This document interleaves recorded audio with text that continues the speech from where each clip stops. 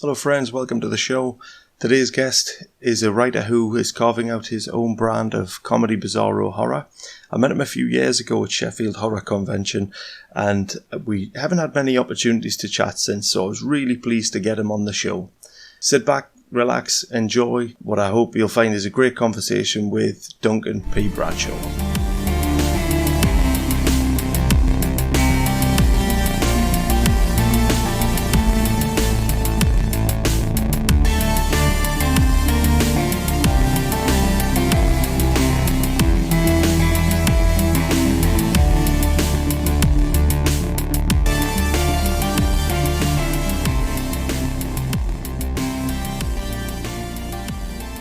Hi there, Duncan. Hello. Hello. So pleased you could join me today. How are you keeping? Good to see you again, man. I'm all right. Surviving lockdown. No one's killed each other in the house yet. Even the cats haven't killed anything either. Actually, it's been very quiet in the death household. If the cats haven't killed anything, what do they know that we don't? Yeah. Oh, mate, that's don't get me started because I have to move a bike later on. I haven't moved it for a while, so God knows what. I'll probably find the burial grounds behind there. So. Some offerings. Yeah. Can I just say as well, because the listeners won't get to see any video from this, but I approve of the RoboCop picture in the background. Cheers. Big RoboCop fan. Yeah, half RoboCop, half zombie. Yeah, I think it's dead all over. Again, one of the many conventions that we've trawled. And he got one of those. He's got a Rorschach one as well. So. Oh, excellent! Yeah, it's like when you're leaving the convention, you packed up all your stuff, and then there's someone who still is resolute to the end, and just thought, "What's he got?" And I promised myself I'm going to spend any more money, and then I know it's terrible, isn't it? You come out like you're trying to empty the stock, and then you end up buying more stuff. You come back with the car or the van more full than you went down there with. I was murder for buying things for the kids, Batman figures and stuff. Oh, terrible. Yeah. Couldn't leave anything alone. So anyway, speaking of the lockdown, how have you been entertaining yourself? Have you been reading anything good? You been binging anything? I think it's that weird sort of thing. So right at the beginning, I thought this could be brilliant because I didn't think I was much of a people person. I hate summer. I hate going outdoors. So I thought this is actually ideal for me. Don't have to go outside. Don't have to see people. But then as it sort of wore on, it became apparent that I am quite a people person actually. And I do like going to work, not necessarily to go and do stuff, but just it's the banter, it's the conversation, Yeah. It's chatting shit to someone. Yeah, it's chatting shit to someone for 5-10 minutes about something or other. It's the banal stuff that you kind of miss. So I've managed to sort of try and catch up with some reading, but again, I found that because I'm at home now, I sort of during my lunch break, I end up firing up Football Manager or procrastinating in many different ways. Yeah. I've started. So there's a sort of oh god, this is my geekness showing up. The old Warhammer 40k stuff, like Horus Heresy. They got a novel series, and I was up to about book 42, I think it was, and. So for some bizarre reason, my brain went, "Oh no, buy the rest." So then I sat on my TBR pile waiting to be read, and I had the Beastie Boys book, which I bought ages ago, but never actually started reading it. So so I finally started going through that the other day. So but I think that's what I finally managed to do. I bought all this vinyl for years now, but never played it. So I thought, I'm up here in the office now. I've got nothing else to do, so I just literally went through it A to Z, and it's been really cool. So.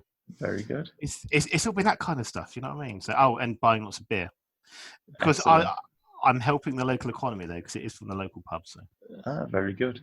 So you got so they're like a brewery who are like doing deliveries or something like that. Yeah, kind of. So they're basically like a little micro pub just down the way from the station, and I found in my old age I've become quite pretentious with beer. So craft ale and all that malarkey, and that's what they basically sell. So. I've been using the opportunity. So every week, I say to myself, I've got more than enough now. I don't need to buy any. And then they go and say, I've got some new stock in. I'm like, I'll have a quick look. I'm like, football stickers as a kid. Yeah. You got need. Yeah, need. So I ended up just basically going through, and then it's even at the stage now I'm gonna have to go buy myself a little beer, a little beer fridge just so I can put on the, just Yeah. put it all in there. Maybe I think it's just mainly beer fridge. It's mainly to stop the wife getting angry because it's taken up the worktops. Well, there's only one way to cure that. Yeah. How's the lockdown impacting on your creativity?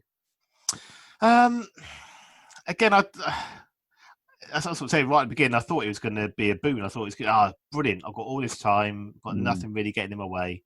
I think I found as I've gone on, even though I do have more time, I'm not really using it the way I thought I would. So before all this, we were sort of I only work Monday to Thursday anyway, so they're a condensed working week.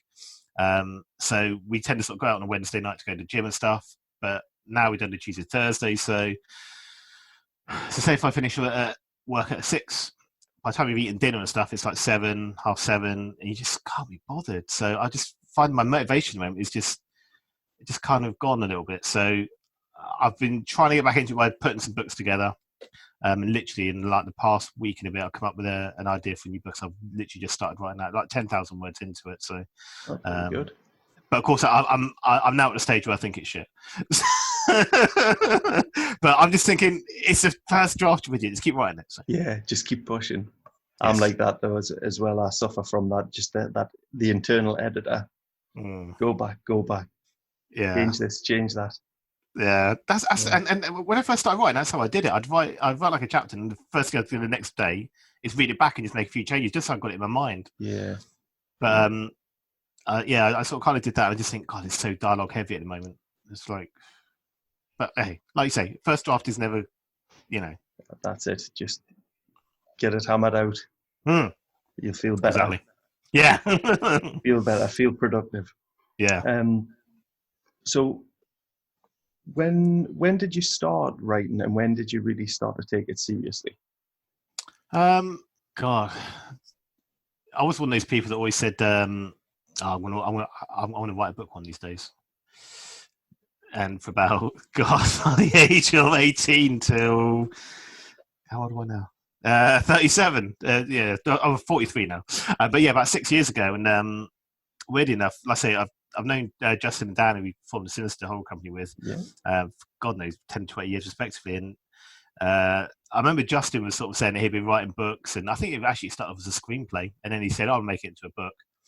So just after my stag do, I think, me, Justin, and Dan met up in Bath, and Dan basically said, I've written a book. And then Justin was like, oh, so have I. And I'm like, if these guys can find time in their busy schedules to go and write something, then perhaps I should. You know what I mean? I've got no excuse. Yeah. So I just put down the Xbox controller and started writing something. With the intent of I'm going to write one book. I'm going to put everything in there I've ever wanted to. Obviously about zombies, and then and that's it. I'm done then, and then I can get back to the Xbox. You've exercised that demon there. Yeah, and then 6 years later. Did you know? Feels like the mob, you know what I mean? Yeah. Things you get away, it gets push you right back here. Very good. And that first zombie story, was that Class 3? That's the one, yeah. Yeah. So, yeah, I mean, I've loved zombies for Christ. I was about 6 or 7, I think it was, watching Dawn of the Dead from the top of the stairs. Well, right at the beginning where the dude gets bites that woman's throat out. I'm going to tell you something terrible. Go on. Never seen it. I know. I'm going to have to write a letter to your MP, I think, or something. She can't read. You can. I mean, they're politicians. They're good at lying. Yeah, I mean, you've gone down a little in my estimation. I've gone down in my own too, as it goes. But I think ever since then, there's just I've never really been into werewolves or vampires and stuff like that, but the zombies have always had a special place in my heart. Yeah, I'm a funny one when it comes to like horror movies. I like. I'm more into I like if a ghost story's done well, I can handle that. But as a kid, man, you just couldn't get me to watch them. I was terrified of them. And then as an adult, I was writing stuff, and then I was reading some James Herbert books because the lass that I lived with back then, she had a bunch of them. She was like, "Oh, try these," and I was reading them. I was like, I think the stuff that I've got in my head is horror. It would sit next to these in a shop. So I sort of fell into horror writing, but it wasn't from like a movie influence. And then I kind of worked up the nerve to watch movies as a man. Yeah. To be fair, if I had a choice of film, horror's not my go-to genre.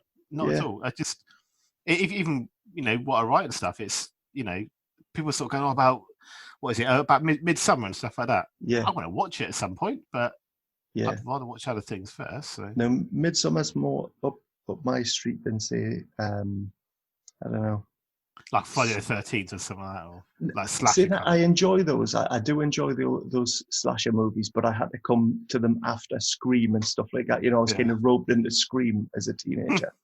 I was like, all right, this is all that sort of stuff. So I kind of retrospectively went back to that. But I don't know, just some stuff like Saw and stuff like that. Like the torture porn stuff.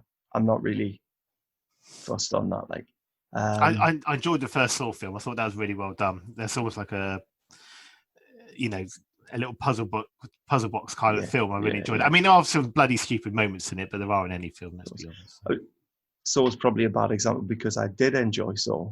But I think as they went on, I was kind of, but the first one, you're right. I mean, it kind of reminded me of Seven. Yeah. But it's showing you the graphic stuff, whereas Seven, you just get there after it's done, really, don't you? Yeah.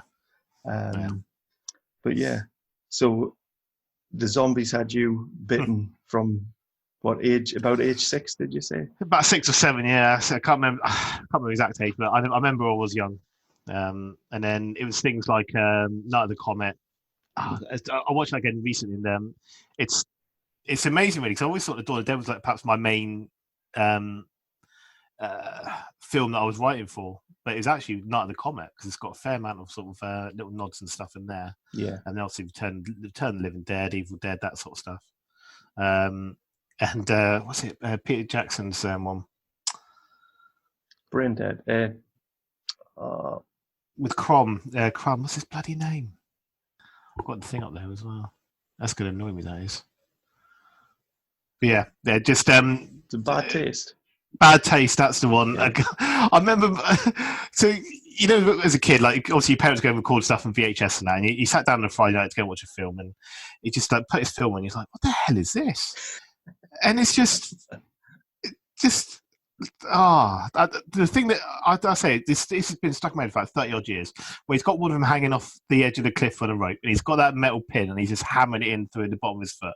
Even now, that is one of the worst things I've ever seen in a film. Just because it makes my skin and bones crawl even thinking of it. So. Yeah.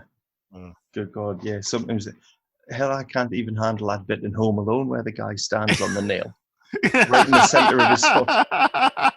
Can't deal with feet. Anything every Christmas. Yeah. So instead of Fulci, it's the feet with you then. Yeah. So when it comes to your writing, have you got any set rituals? Do you have to have everything? Do the stars have to be in a certain alignment and incense burning, or what sort of environment do you like to write in? I have to have 20 sacrifices into the pit out back. Only 20? To start things off. It depends on what kind of day it is, and also if it's slim pickings outside. No, it's just I have to kind of wake up a bit. So say on a Saturday, Sunday, I tend to wake up and just I don't know, just piss around the phone for a bit or play a quick game or something. You know what I mean? Just to go and actually wake up. But then I always tend to think I need just to I'm not a planner at all, but I need to kind of know at least the first line of what I'm about to write. And then once I got that, I'll just pretty much just go at it until I tend to try and write at least a chapter. But then sometimes when I've got nothing else on, and I'm in a zone, and you could just bang out a few words. So it really depends, really. But I aim for at least a chapter. You said you're not a big planner. Oh Christ, no. Writers try to sort of divide themselves into plotter and pantsers, so you're very much Yeah, seat of the pants writer. I'll wing it. Yeah, I mean, I just that's pretty much how I've approached most of my life. To be honest, I'm just not very. I say part of my personality stuff. I don't lend myself very well to planning, or to setting things up too far on the horizon. I'm very much a day-to-day kind of person. I mean, I enjoy, looking forward to holidays and birthdays and Christmas and shit. But I'm very much, if I go to bed that day and I wake up the next morning, that's a bonus for me. You know what I mean?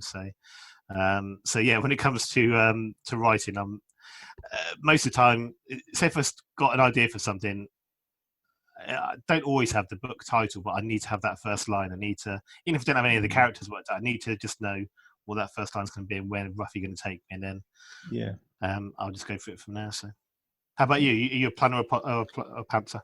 I've tried both. I think I'm a bit of a blend of both. Yeah. Definitely back in the day, I was a pantser. Then as I've tried to become more serious as a writer, I've tried to do more plotting. Yeah. More to try to make things easier for later, because when things occur to you, and you go, oh shit, I could have them do this, or I could put this extra scene in, or introduce these 13 other characters. Trying to kind of rein that in a bit and kind of go, well, I've got a real strong sense. But even just when I was sort of flying by the seat of the pants, really, I tended to get too far ahead of myself in my own mind. So even if I hadn't written down a plan, I had too strong of a plan in my head. And I'm talking about sequels. Thinking about sequels, It's like, get the first one fucking written first, that is next level planning. Yeah. But what I found was that it became a stumbling block, because you haven't got the first step in place. You've got this whole thing mapped out, this whole thing that you've now got to write towards. When in actual fact, all I needed to do was tell one good story. Yeah. Get that in the bank, move on, decide, am I going to do something more with those characters? Is it appropriate to, I suffered for that. So I've tried to do a bit more. Oddly enough, if I plot more now to try and focus on a self-contained project and just go write it as one, we can mess around with sequels and stuff later if it's appropriate. So just trying to stick to a plan and write to it. Because also, I don't know about you, but I mean, my problem is it's enthusiasm. So I tend to get about 30, 40K into something, and then suddenly my brain goes, hang on, it's going really well. I've got another idea. Yeah. How about we start writing out? And I'm like, shut up. No, it's not. Let's just get this done. Yep. And then we can get back to it. And I say, I've had things before where I've had a real, blinding flash of moment of inspiration. And I spent too long thinking about, the makeup of it or the tone or how I'm going to develop it and stuff. So by the time I actually go to write it, I just lost interest in it. So I just sack it off then and then start something else. So. Do you tend to jump straight onto the PC and write directly into the word processor, or do you like to sit with a notebook and write it out and then type up later? God, no. I'll tell you, the only thing I do have is just behind me, next to RoboCop, is a whiteboard. So what I tend to do is, it tends to be on the project I'm working on. I tend to write the title of the book, or at least what I've called it for that moment. Because what I always tend to find is just before I go to bed at night, because my brain's just worrying about it, it just thinks of a line, or it thinks of something that can happen, or just like a little thing. I could connect that, or so I just literally just jot it down in my really awful handwriting. So then the next day I look at it and go, "What is that? Something to do with a ghost? Is that something to do with jam?" So either that, That's or a bad sign. Yeah, you can't even decipher it. Mate, the amount of stuff I've lost, and then I remember it like about sort of 5,000 months later. Oh Jesus Christ! Now I've got to go back and write that in somehow. So then, if I'm too lazy when I'm in bed and I can't be asked to get up, then I literally just got to keep telling myself over and over again, just to say, or just try and remember it somehow. That I wake up in the morning and I think and then I can go write on a whiteboard or on a bit of paper or something. But yeah, it's pretty annoying. So then it's kind of like a little rite of passage for me. So going jot my shit down there. Invariably, the wife writes little little lovey-dovey notes in the corner and stuff like that as well. Yes. You know. But then I didn't spot it for ages, and then I was going to say, she goes like, look, and I'm like, what? And she's like, oh. And then about a week later, cheers for that note. She goes, I wrote that a week ago. I'm like, oh, okay. Yeah. Then so when I finish the project, I'll wipe it all clean, so it's all ready and new to begin again. Except the little love note. Oh God, that goes. Bad, because otherwise, she's got no space to write one. Otherwise, of course, that's my excuse. And do you like silence, or do you like a soundtrack to work to? I tend to put music on just because again my brain's just like kind of buzzing away really, so it needs something to fill the gaps in, because otherwise my brain latches onto other things. And it's just I just want to really well, it's annoying for me. So say if I'm on a train and like you see like the train carriage number and it's like 43746, my brain just as soon as it sees that numbers, it starts taking them apart and putting them together and to make it 1 to 10. Or to say if I start counting in my head, then I have to stop myself counting in my head, because otherwise my brain just keeps going. Right. It's just so I find that at least if I've got music there, it tends to shut it the fuck up for a little bit and then focus on that. But I can't have any lyrics on it, so it's got to be instrumental stuff. Yeah. But then when I get to editing, I can have words. I allow myself songs with words. But then what I tend to do then is I tend to, like the albums you buy for like one song. Yeah.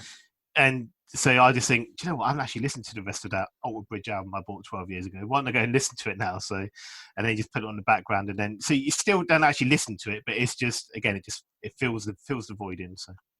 Funny you mentioned Alter Bridge. I was talking to Alice J. Black. Oh yeah, who is based up here, near Newcastle with me, and I was reading her first novel, The Doors, and one of the things I picked out on was that the character was wearing an Alter Bridge t-shirt, and I just thought, Alice, that is you when you were a teenager. That's twice Alter Bridge have come up in 2 episodes. I said I haven't had much into that, but times I have, she's really lovely. And I remember, about 5-6 years ago, American Head Charge brought a new album out. I just sort of casually mentioned on Facebook, got a spare copy of it. And she was in there like a ferret up a drain pipe. You know what I mean? So yeah, I sent a copy. She was well happy with that. So yeah. Now I want to talk to you about being a glutton for punishment, because we kind of, before we were talking about how sort of subjective when it comes to horror movies, all those subgenres and they either work for you or they don't. Yeah. And I'm the same with comedy. And here you are stitching horror and comedy together. Yep. With GoreCom. Yeah. Yep. Yeah. So why don't you tell the listeners about GoreCom and why the hell you would do this to yourself? So ever since I started, even with Class 3, I've always tried to put humour into my writing, just because, well, I think I'm hilarious. Other people may disagree with me, but it's you make me laugh. I'm a miserable bastard. just as long as you don't show pictures of my knob, you're all right, because it is that small. But I suppose for me, it's just especially being British, we've got that it's that we tend to approach most disasters and most personal disasters and big disasters with a sense of black humour. I mean, it's just how we kind of deal with things. I mean, obviously you can't all the time. There is a time and a place, believe it or not. But so again, it's always been, I suppose for me, it has been a defense mechanism for years. I just thought, well, I was kind of like I realized at a very young age I was an introvert, but I knew that to get anywhere in life, that was not how I was going to do it. So I kind of almost forced myself to be an extrovert. Yeah. And then to kind of do that, I kind of wanted to get noticed. So I just, you start telling jokes, you start being a bit of a dick. You know what I mean? Because it's that self-deprecating humour. You take the piss out of yourself. And again, that's what us British people do. It's nothing worse than feel it. Than someone congratulating you on a job well done. You're like, shut up! I don't want to hear that. You know what I mean? It's embarrassing. Yeah, the burn in the cheeks, and you're like, yes, guys, shut up. So and then I suppose I have read a couple of serious books. I mean, I've just literally finished one recently, which is just hoping to find a home for. And there's literally one joke in it, and it was the hardest thing I've written. But then I suppose must have been about 2 years ago, I kind of just wrote a zombie and a collection called Chump, and that was kind of horror comedy. It was very over the top, and I kind of just sort of began to feel I know what I'm good at writing now, which was horror comedy, and basically had a bit of bizarro. So I just started getting into that. So I found an editor, Linda Nagel, the Lynn, and basically I'd finished writing. What was it first? I can't remember if it's Mrs. Sucky or Cannibal Nuns. I think it might be Mrs. Sucky with my book about a murderous vacuum cleaner. And I sent it across to her, and I suppose for most people it's a bit awkward because most editors, you can pretty much say, oh, that's horror, that's not. But trying to find someone that is comedy, horror, comedy and bizarro and kind of can work with it is I thought be quite difficult. But the editing notes I got back from her were hilarious. Seriously, some of the things I got back from her is just she picks up on all the little jokes, even the ones she don't. She kind of makes her own little joke and runs with it. It's just there's like gifs in the track comments. You know what I mean? It's just so when I kind of looked around, I thought, well, the problem is that people like laughing and people like horror. So you try and put the two together, and people genuinely kind of like it. You know, one page I'm feeling sick, and the next page I'm laughing. But if you go out to someone on the street and you try and sell them your book, not that I do that too much, they kind of look at you as if you're a bit, well, they do look a bit weird because obviously I'm trying to get buy a book on the street, especially nowadays. I'm closer than 2 meters away. You know what I mean? I'm invading their privacy. So it's a hard sell, and it's really difficult when I go to conventions and stuff. People will sort of say, "Oh, you know, horror conventions." I'm not a horror writer. I'm not, you know what I mean? I'm a comedy, horror, bizarre writer. But again, I didn't want to. I was quite happy not fitting into like a nice little genre, you know. Oh, you're this, you're that, you're cosmic horror, you're whatever. I thought, well, for me, I kind of thought, well, to go and get around that, instead of being pigeonholed by other people, I'll pigeonhole myself. Yeah. So I'll just come up with my own term, which is, and I basically thought, well, what is my work? And it's basically, it's gory, and it's funny. So I just come up with GoreCom, just because it sounded kind of cool. Yeah. And I was going to go make badges for people and stick it on them. Yeah. I could almost imagine sort of merchandise like They Live. GoreCom. It sounds like it should be like a corporation in the background. They Live. Yeah, and I say, I just thought, well, at least then I kind of feel like I belong, and even if it's something which is literally just I belong to a category of one, and that's me. Because I don't really want to go and conform. I don't really want to go and people say, what? Okay, I'm diverting a little bit. My biggest bugbear is when I read a book from someone, and you can blatantly see that they're trying to ape, say, Barker or King or their favorite person. I'm like, the story's good, the story's interesting, but I don't want to. If I wanted to read Barker, I'd read Clive Barker. If I wanted to read Layman, I'd read Layman. You know what I mean? I want to know how you tell a story. Yeah. You know what I mean? Because everyone speaks, everyone's got their own way of saying things and their own way of telling a story. And I'd rather listen to 100 different people telling 100 different stories than 100 people telling the same bloody story in the way that they think someone else is going to do it, because it don't work, you know? I think people naturally do look to sort of genre and the pigeonholing thing is just almost like a shorthand, isn't it? It can be helpful from a say a reader's point of view. It can be helpful just because there's sort of established expectations, and if this is going to be a bit like I don't know, fans of Hellraiser will like this, then I can see where there is a place for that, but also it can't come at the expense of your own creativity. Like you say, your own voice has to come through. And I mean, I can see with the sort of the style of humor that you've got. I mean, like taking Class 3, it's not like, say, Shaun of the Dead. No. But it's easy to kind of hold the two up next to each other because you can go, well, it's a zombie thing happening in Britain and it's got that very British humour.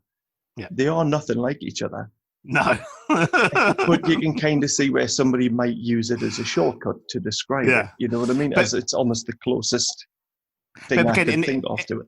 In the same way, I would never try pimping Class 3 to be, if you like Shaun the Dead, then you're like this. Because I just hate that. And that's probably my problem. I'm probably like my own worst marketing dream, to be honest. Because, do you know what I mean? I just hate that. It's to me, it's lazy. It's just, I get why people do it. And like you say, and what you said was spot on, because people do like that. People, especially in today's culture, they want to, oh, you've read this. If you read this, you liked it, why don't you try this? Because this is pretty much exactly the same. I mean, that's what Amazon does, doesn't it? That's how they kind of feed you new shit to buy all the time. Exactly. but my problem is that no two of my books are the same. Mm. So even when they sort of, read Mr. Sucky about the murderous vacuum cleaner, then they go to Cannibal Nuns from Outer Space. It's completely not only obviously different content, but the style's different. Yeah. Because the way I've written it is, I've matured. Wow. I use matured very loosely. I just meant matured as a writer, perhaps not as in subject matter, because I'm still pretty much slapstick kind of bottom kind of guy. But thematically, they're very different, Yeah. I mean, I've been jumping between Class 3 and Don't Smell the Flowers. Yeah.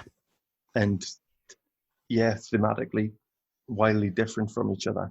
But like you say, stylistically, in terms of there is gore, there is humour. Yeah. The similarity ends there.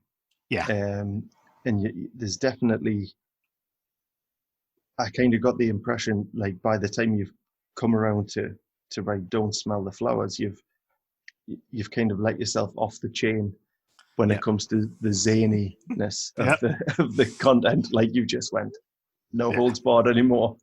But exactly, but I think in a way, I was speaking to Justin about this the other day. Don't Smell the Flowers to me is like the far end of a scale now. It's something which I could do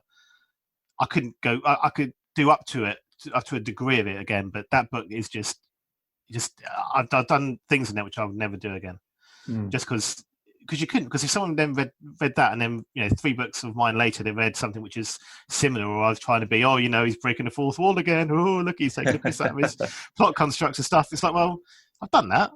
Yeah. And if I found that I was doing it myself, I'd just leave it on the hard drive and move to something else. I mean, I think definitely you were talking about sort of your development as a writer, though, and I think that there is there's like a confidence. It's almost like, the difference between those two titles.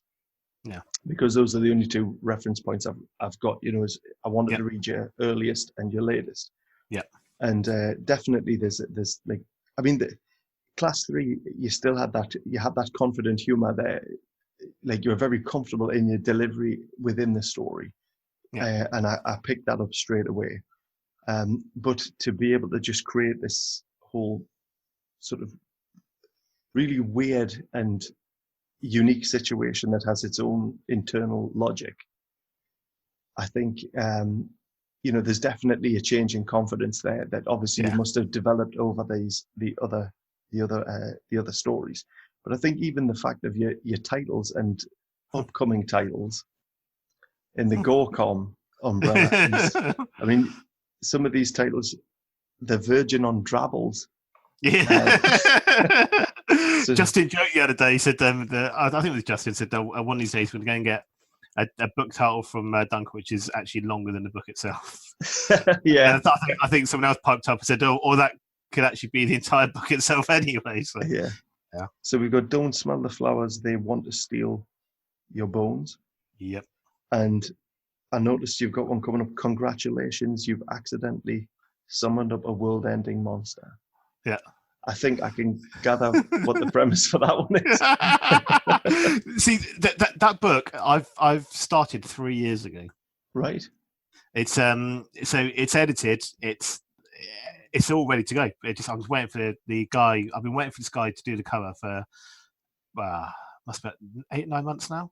Mm-hmm. But trust me, he's worth the wait, because I mean, it's this guy called Bill Hauser out in the States.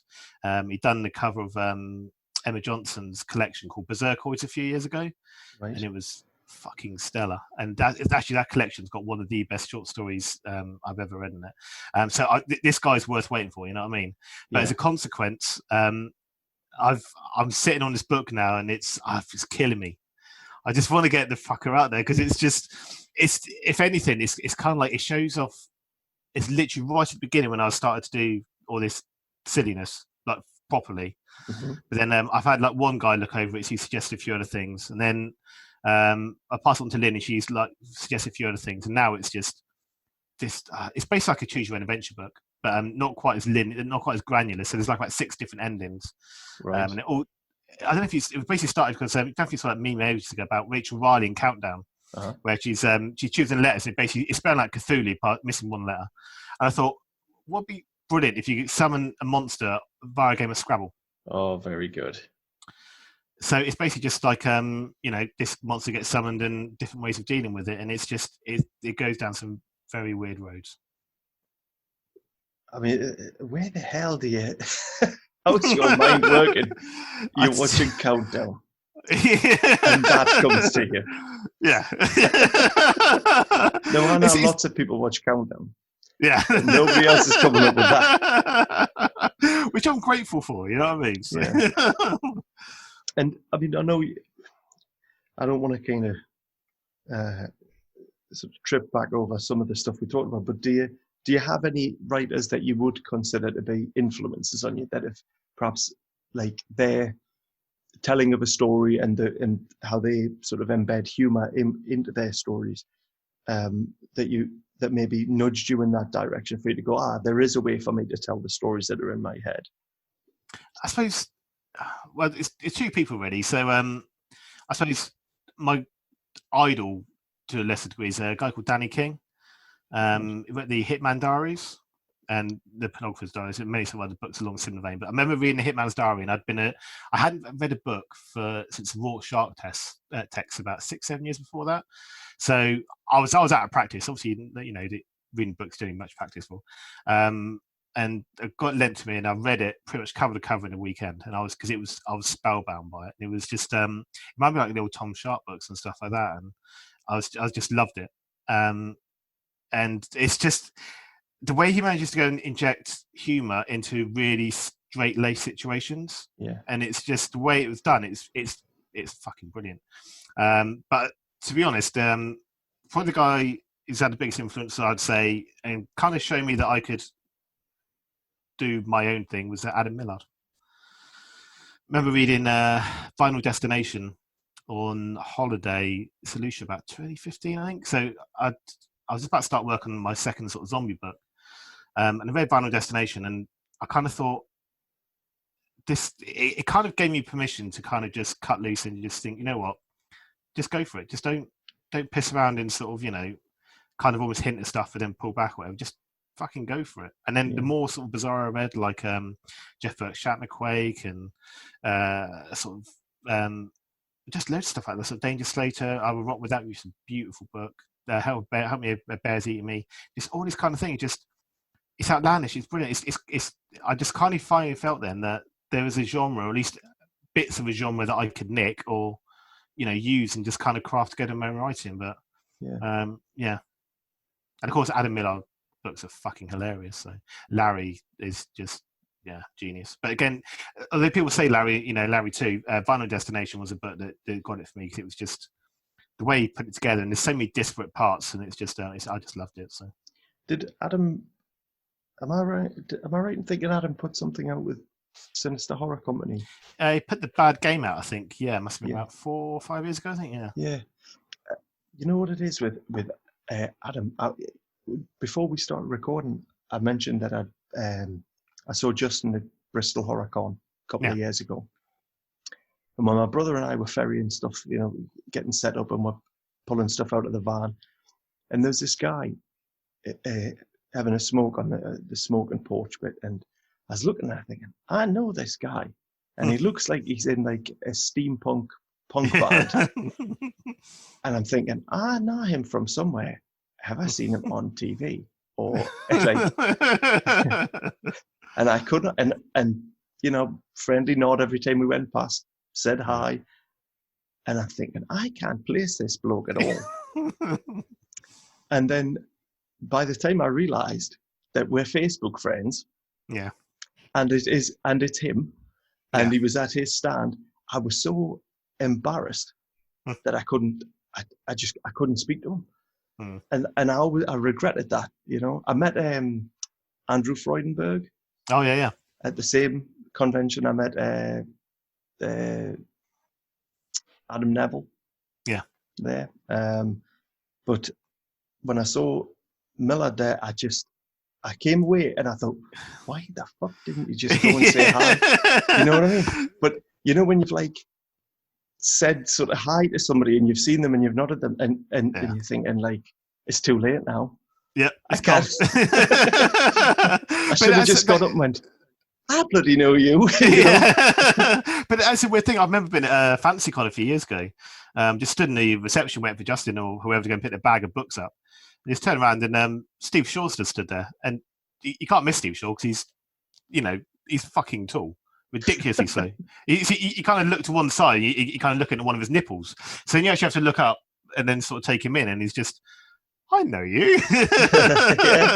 And that's how it is with a lot of these conventions, especially, God, the amount of times been drunk and stuff. So, God, FantasyCon a couple of years ago, just sort of busted around, and Georgina Bruce was there, and she was with this other guy, and I saw his nameplate, and I thought, I know you, because I've seen you on conversations like Rich Hawkins and stuff like that, and it's just, all right, James. And I just love freaking people out there, because of course, who the fuck are you? Yeah. Nothing better than freaking people out. It's weird, especially when you hide your own name things, then they can't see who you are. You see? Yeah. Just see who takes notice. Or you use your fake name and you're Hector Escobar for the weekend. Do you know what I mean? Yeah. You mentioned a serious novella. Yeah. I don't think you said it was a novella actually, but I think I know which one it is. All right. We find out a little bit. Is it Becalmed? And the night did claim them. No. So Becalmed is another one, and that's kind of one which I'm not in the right space to write at the moment. But yeah, so yeah, this serious novella is and the night did claim them. So it's weird. So when I was going through my hard drive with all my old stories and that, there was a cover I bought. Must have been about 3 or 4 years ago. I was going to write a zombie story, weirdly enough, but it was actually based on voodoo roots. So going back to Haiti, and so it's genuinely along the lines of manipulation and brain control and this sort of stuff. I actually kind of did a very short story at the end of Chump, and I had this cover and it's fucking brilliant. And I just looked and I thought, I've got this thing. I'm not going to blatantly, obviously, not going to write the book because it's in the hard drive graveyard now. So I want to do something with it. So it's literally just this guy with a backdrop of like some fern plants and stuff, just having a cigarette in his hand. Yeah. So I thought, well, how about I use that as a writing prompt? So I did, and then just come up with this idea for this novella, and it's I say it was really weird. Writing something straight, because I remember when I wrote my first bizarro novella, it's 19,000 words, and that was like pulling teeth out of my fucking ass with tweezers. It was just, because I can, on an average session, I can probably up 3,000 or 4,000 words. You know what I mean? Yeah. I was like writing 600-700 words a night, and this was like, chewing it. Yeah, because it's unknown territory for me. I'm like, kind of, how do I do this? I don't. You know what I mean? And it was just, and I felt the same with that. So I got to the end of it, unhappy with some bits, changed some bits. I think I must have had about 9 drafts of the bloody thing, and that's for me is unheard of. So I sent it off to the editor. So Linda, I remember, because you know when you send something off to someone, you want the feedback like that. She's really good. She gets back to me really quick, because the thing is, when you kind of almost want an answer but you don't. Yeah. You want to know if it's shit, or you want to know if it's good, or if it's some, and so you kind of get some, bits and pieces back from saying, oh, it's good, it's got potential, but use this, and he's like, oh God, I hate rewrites. And then she goes back, she said, okay, I'll send it off to you. She said, there's still a big problem though. Still, the beginning and the end is just not right. So we're gonna have to bit of a think about it, and we'll come back to it. I said fine. So just about to go to bed, and it's like 2 hours later. I get a message from her. She goes, "I fucking got it." and she goes, "It's so simple." He said, "All you need to do is go and do this and go and do this." And she said, "I've sent across the document already," and I was like, "Jesus!" And read it, and it's just it just fell into place then, and I got rid of some of the tropey bits to make it. It's quite.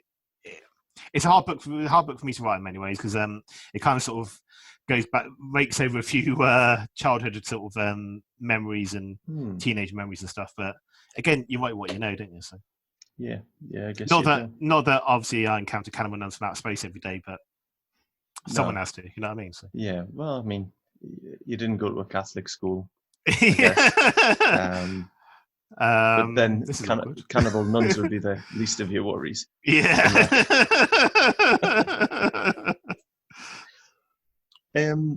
I wanted to ask you, because about a week ago I noticed on Twitter that you were you'd written a post where you were having a bit of a grapple with your writing. Yep. And is it okay to talk about it? Yeah, of course it is. Yeah. You said that. Mate, I'm one of 9 people. You ask me a question, and I'll, providing I know you, I'm more likely to answer it. Yeah. Whether people actually want to hear the bar that comes from my mouth afterwards is fine. But. Well, I think it can be helpful to discuss it because I anticipate that some of the listeners will be people who are maybe in the early stages of a writing career, or people who are kind of like you were for years. I'm going to write something one of these days, and I'm quite open about things like anxiety and things like that and the impact that can have on creativity. Yeah. I don't expect everybody else to share the same, but if you're happy to talk about the doubts and things like that can, or whatever it was specifically that was kind of pulling at you the other week, because I saw that and I thought I'm going to see if he wants to talk about that, because I'm right with you there. I get that all the time. And I just wondered, how you were at the time, how you're feeling now a week later. So I suppose most things are sort of cyclical. In if you just take an average book, just writing from the minute you write that first word to the minute it's out in the world, there's pretty much the same roller coaster I go through, which is initial flow of excitement, battering, literally sort of 3,000 or 4,000 words. If I'm lucky, sort of for the first sort of 7-10 days. Mm-hmm. So you've got a fair amount of it down, going a bit back and forth. At least once during that, you tend to hit a point of, this is shit. Or it's either not quite morphing out how I wanted to, or like, it could be, I'm thinking perhaps a bit too talky, perhaps I've divided, I've kind of moved away from what I was hoping to do.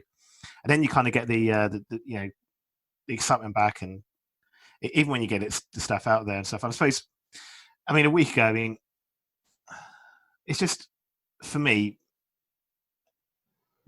my biggest problem is the fact that I'm kind of unique. Because I'm the stupid fucker that has to come and go and invent some stupid genre that he fits in himself. I'm not saying other people can't. I'd love other people to give it a go. It's just but because of that, because my writing is quite niche, let's be honest about that. An average book, I've got the time. Let's take Mr. Saki. It's one of my quicker books. It's 44,000 words. So at the drafting stage, from day one to the time I got the editing back, probably 4 months, 5 months. That's pretty quick for me, and the actual process. But then my problem is that as I'm putting it out myself, because there aren't many publishers that would actually touch my work, because it is very different. It's not, you can't, again, because I'm not a horror, I'm not a classic horror or cosmic horror. And also the fact that I fucking love putting books together. That's a simple fact of it. Mm-hmm. So as soon as I tend to finish a book together, I think, brilliant, it's going to be a nice simple 5x8, it's going to be a nice little cover, blah, blah, blah. Then my brain goes, well, how about you go and do this? Or this. So Mr. Saki, for example, I had an idea of making the book itself, the physical book, look like an instruction manual for a Hoover. Yeah. So it's A4 sized. The guy Matthew River, who did the cover for it, my first ever dealings with him, and he's an absolute legend. Made it, and it was spectacular. Like pant-wettingly good. So then, of course, my brain actually went, that's fucking phenomenal. How about I go and carry that inside? So then I asked him if he could go and do some background. So basically, all the paper inside is effectively photocopied. I've got, normally like instruction manuals, you get like at the beginning, you get the warnings in different languages. Yeah. So I've got the synopsis of the book in 14 different languages at the beginning.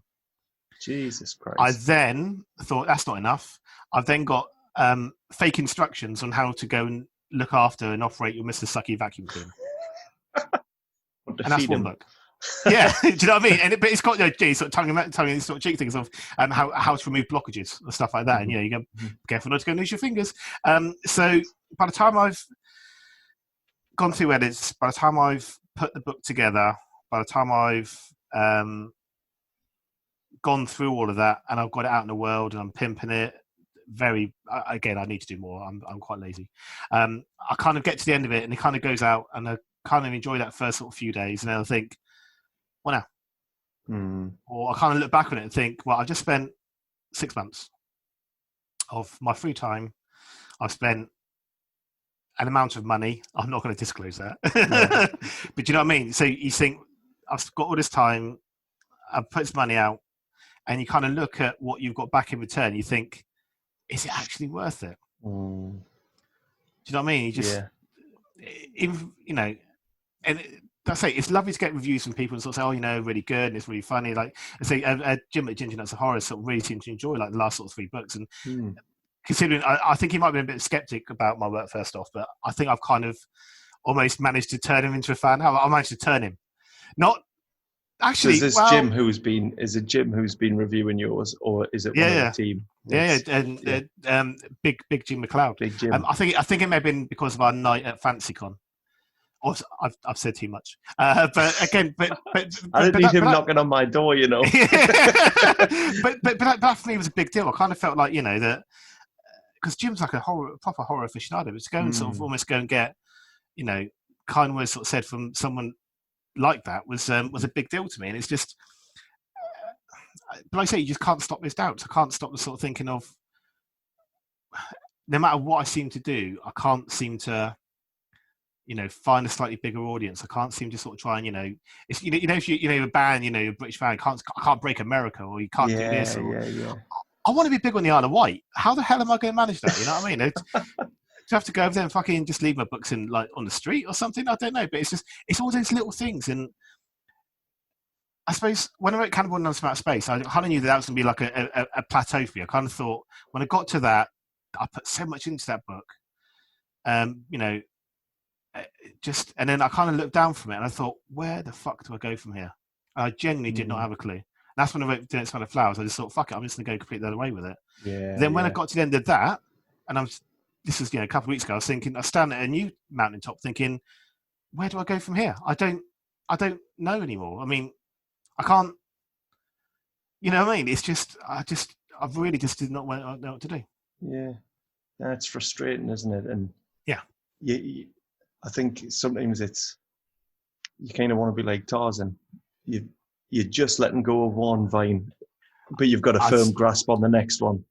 I thought you were going to mention loincloths then, but I'm glad you mentioned vines. So I'm wearing a shirt up top. I'm business up top. Oh, okay. But down here, jungle downstairs. I'm all jungle. But I think that's why I wrote this serious novella, and then I kind of regretted it. Because I remember speaking to Lynn writing it. She said, I said, it's completely serious. And she goes, why have you done that? I said, well, because I wanted to try something different. And that was right. But then, let's say about a week ago, I looked back and I thought, I've written a book which is completely not connected to my brand or not connected to me.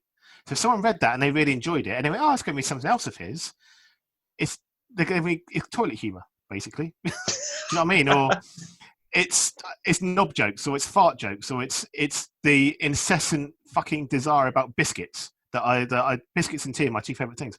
But you know what I mean? And that's like a theme going through my books. It's like, well, I've kind of written a book now which is on its own. But then I kind of thought, well, all my books are on their own. Just some have got common threads between them. And I just there going, have I kind of shot myself in the foot by writing it? And I just I think It's stupid stuff you think of, isn't it? Yeah, definitely. But I think maybe you're going to be one of those writers who, maybe we've got to think of you almost like a movie director, that if you like the idea, then you're going to write it, and it doesn't matter what genre anybody else wants to try and put that in. They can put the book into a genre, but they might struggle to put you into one. Yeah. And I think it's good that you felt you could jump into doing something serious, but I do get that tension that you're talking about. Where, isn't it like we'll invoke the big man, Stephen King, writing, what was it, sci-fi under, was it Richard Bachman? Yeah. For that reason, wasn't it? This is why some writers have like several pen names and stuff, but there are others who they'll write whatever the hell they want, and they'll, that becomes their brand. Is that today this book is a gory comedy. Tomorrow it's this police thriller, and I think over time, if you just follow your instincts and write the stories that you want to tell, I think that people will get behind you. And some people might say, well, I do like it when he writes a straight thriller, or a straight horror. And those are the Duncan Bradshaw books I want to buy. And then there'll be other people who are like all about Mr. Sucky. Maybe drop the P.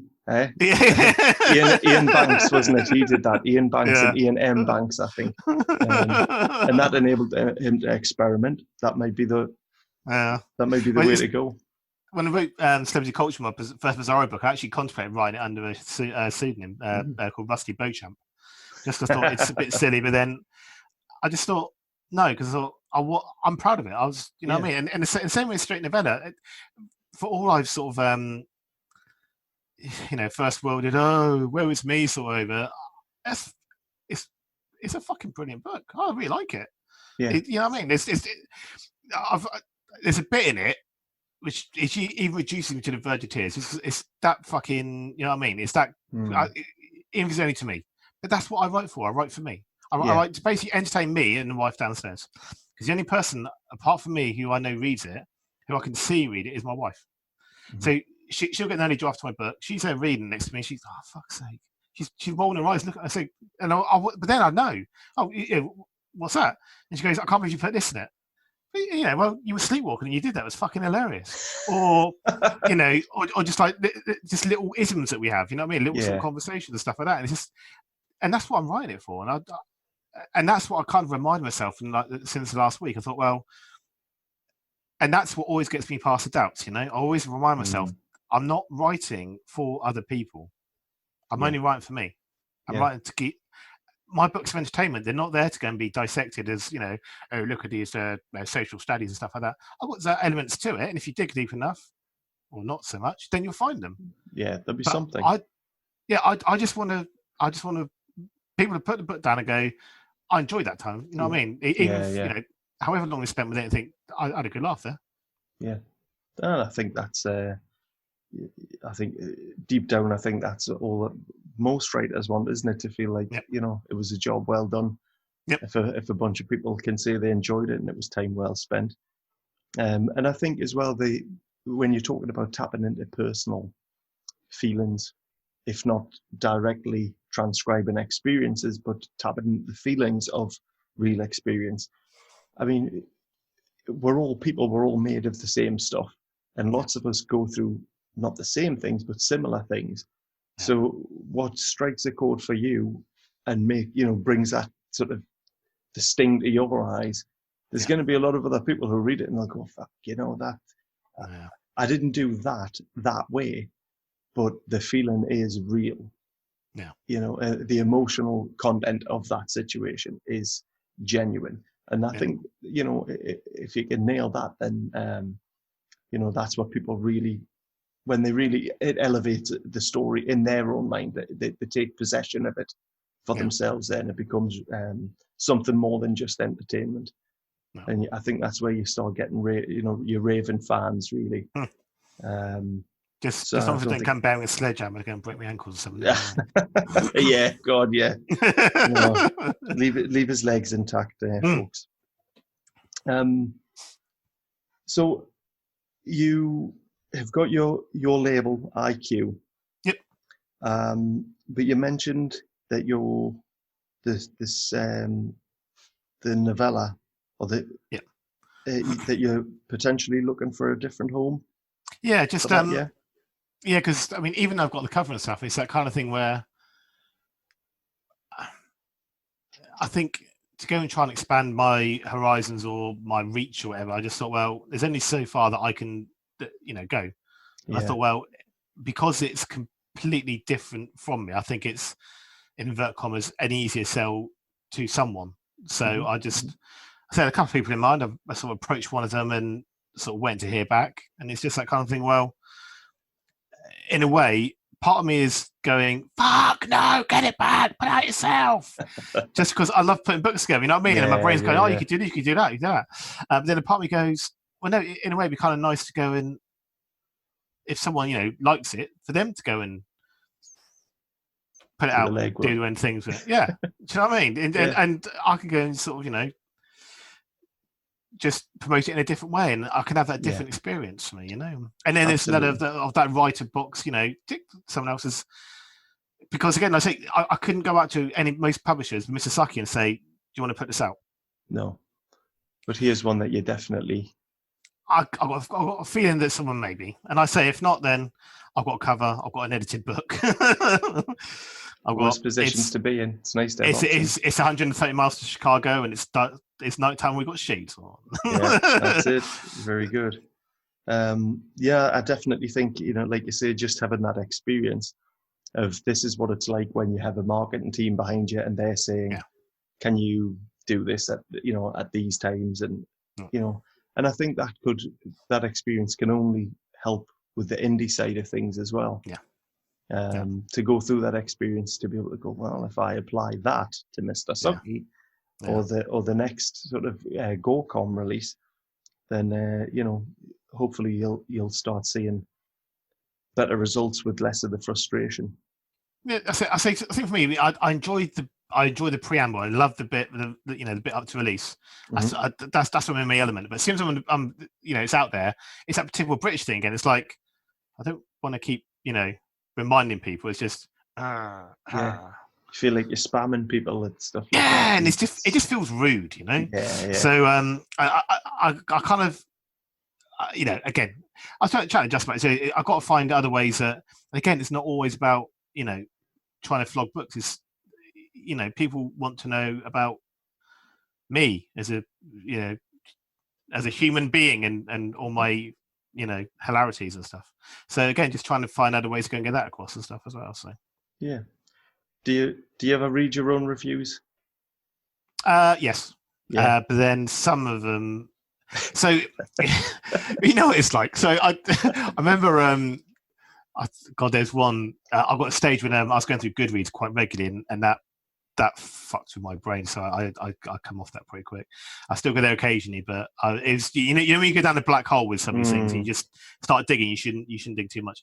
I got I've only done one audio book, and that was 28 Seconds Later from Chump, and this review on the Audible site was literally the Chris Barnes did the narration. He said, "Oh, the narrator was brilliant." He said, the work he put into it, and Chris did a fucking brilliant job. He goes, but the writing was subpar. I just hope this guy's dead, or you know what I mean? It's Jesus just, but it was, it was like, oh god, it's just, it was awful. The writing's, this, that, and the other, and I was like, cheers, then. Thanks, but that's always a problem with books, isn't it? You give one book, absolutely. the same book to two different people. One could love it, one could hate it. Yeah, I remember. Somebody put a 1-star review for The Cabinet of Dr. Blessing on Amazon, and they put something like, "I assume this is some sort of neo-Victorian steampunk amalgam that I am not a fan of."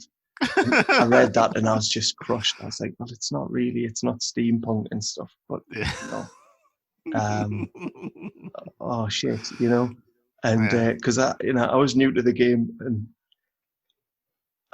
and then I think what seemed to happen was a whole bunch of people who like steampunk stuff went, oh, we'll give that a shot then. Because I had this little spike in sales afterwards. And nobody was like complaining that there were no, sort of, steam-driven, machines Dragons and tanks something. and stuff. Yeah, there was nobody complaining that it lacked that. So I thought, well, it must have hit the mark for somebody. And thankfully, the majority of the, the reviews that I had for it were favorable. But, when you see that one and you just go, oh, fucking hell, no one's going to buy this now. And I was quite lucky that he almost, in shitting on it, almost recommended it to like this other pocket of people that I hadn't tried to market to. So I thought, well, long may that continue. It's like I say, reviews are good, but ultimately it is just one person's view and opinion, and that's why for all the sort of nice words that get said and stuff, there's always someone else that says something less than compliment, and that's just the way it goes. Absolutely. So and that's why that's why now I just if I find anyone, I just go and waterboard them until they change your Amazon review. I hope which is actually why I'm here, to be honest. 2 stars, you say? About as funny as what? Yeah, well, I think you called Dr. Blessing steampunk, so fuck you. Damn it! I think I didn't know that was your ID. That generic avatar, I thought you'd never be able to decipher who that was. Bastard. Anyway, I hope that people who find this episode, I think they're gonna, get a good idea for who you are, Duncan, because I feel like you always come across really well. What would be a good starting point for if the listeners haven't read any work by you? Where's a good jumping on point for them? I'd say, to be honest, there's 2 things. One, the book I'd recommend to anyone is Cannibal and Nuns from Outer Space, just because it's the B movie is just really ridiculous. It's probably my sort of peak, at least because I'm very sort of pop culture and that sort of stuff, at least up until a point. I think that's probably the one that people can get into the most. If they really want to impress me, though, basically, like as if they're one and dine me, go and get Hexagram, which is a book. I think it's about 4th or 5th release. It's my favourite thing, but no one bloody buys it, and it makes me sad. Well, I'm going to make sure that there's links to these in the show notes, and hopefully we can make you very happy. Where can listeners find you on social media, Duncan? They can find me in their spam message box. I've got Ray-Bans, only $100. And that line on Viagra you had. Yeah, well, to be fair, I mean, it was hit and miss, actually. Well, I was going to ask if you got it all. I've never had someone buy the entire lot before, but thank you. Yeah, I'm on Facebook and Twitter. Facebook's probably more my thing than Twitter, just because I find it a bit more engaging. But yeah, I'm on both, and say most conventions, and say providing you're not going to, try and jump at me with a machete, then we'll be friends. If it's going to be a machete, make sure it's a nice little foam replica machete. And then you can twat it as hard as you like with it. Yes. Please, no real machetes. I'm going to make sure we've got those links up on the show notes as well. So hopefully people can find you and connect with you. Awesome. Duncan, it's been a real pleasure. I hope you'll come on here again. As long as the show lasts more than like 4 episodes. Come on, the next time for your next release, come on, let people know about it. I'd love to have you back on. Or if if just share some new insights into writing, I'll be happy to have another chat with you. Awesome. It's been great catching up with you. And I hope to see you face to face at a convention in the near future when we get past this fucking lockdown. Yeah, man. I'll wrap myself in cling film and I'm going to give you a socially undistanced hug. Yeah. I'll be naked. I can feel it already. Lovely. Well, we'll wrap it there, Duncan. Thank you very much. And I'll catch you again soon. I hope you've enjoyed this episode of Fiendish Minds. Don't forget to like and subscribe, and follow the link below for today's show notes where you can find reading lists and more information about today's guests. Thanks for listening. Catch you next time.